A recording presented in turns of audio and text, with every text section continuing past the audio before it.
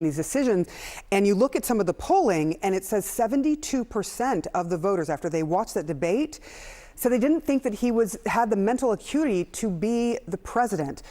Do you pay attention to those polls? How much does polling play a role in how you see things? Polling plays far too much of a role in our decision making. Polls are snapshots. They're not predictors, and they change rapidly over time. One can turn to another poll. I think it was the Morning Consult poll, which showed that after the debate, Biden improved by 1 point. He went from a dead heat to a 45 to 44% victory. And, I love you guys in the media, but I have to say you are complicit in Donald Trump lying and conning his way to the presidency.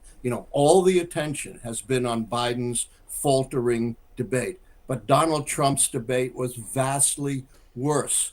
It was based entirely on lies, more than 30 significant lies. That's one lie for about every 1 minute and 20 and 30 seconds. He threatened our democracy by saying he wouldn't accept necessarily the results of a fair election. He said he would seek retribution. Why wasn't that the headlines? Why wasn't that the greatest concern from the debate, rather than all the focus on Joe Biden? There's an old saying, it's not just the evil people who wreak havoc on the world. It's the good people who don't do enough to stop them. And the media right now is complicit in Donald Trump gaslighting his way to the presidency and threatening our democracy. Professor, I've been a big fan of your model for decades. I think the model is terrific. And so I'm not asking any questions about the model itself and how President Biden fits or doesn't fit into that model. My question to you is, when you talk about the they have been questioning whether President Biden should stay in the race. Have you talked to voters since Thursday night? What's the discussion been around you with people who may not be in politics since the debate Thursday night? Has the discussion among voters, and I'm curious to know, have they talked about Donald Trump and the lies he told, which we did report on, or have they talked about how President Biden looked on that stage Thursday night? I've gotten a slew of emails ever since my CNN appearance, as you say, on Late Night last week, which, by the way, has gotten about 500,000 views already on YouTube.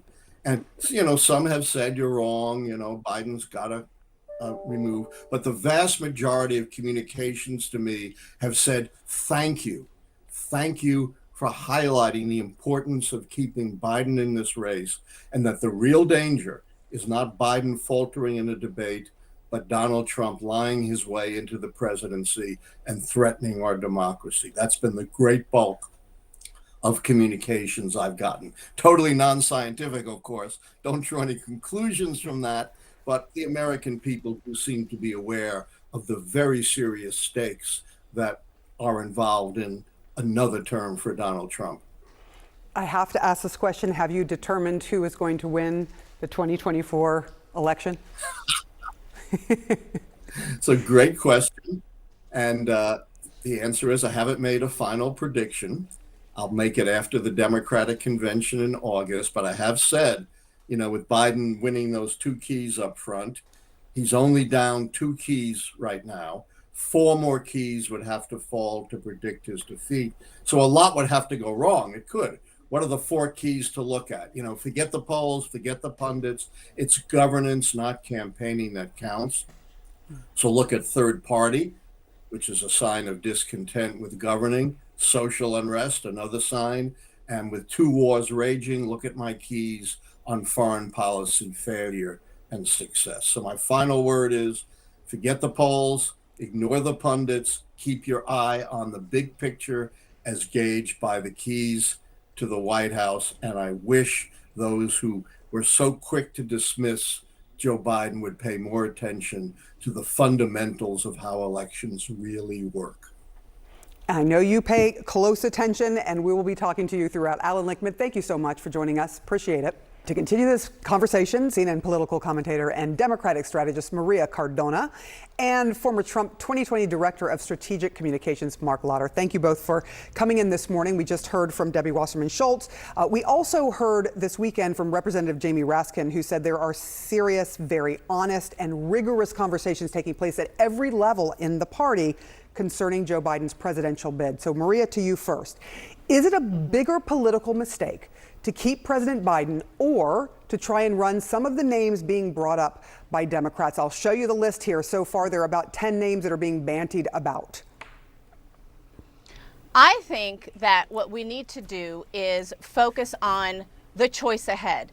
Because, Sarah, the reality is that Joe Biden is our nominee. He went through a whole process, a whole primary process, which, as you know, is pretty complicated from a rules standpoint. He got all of the delegates.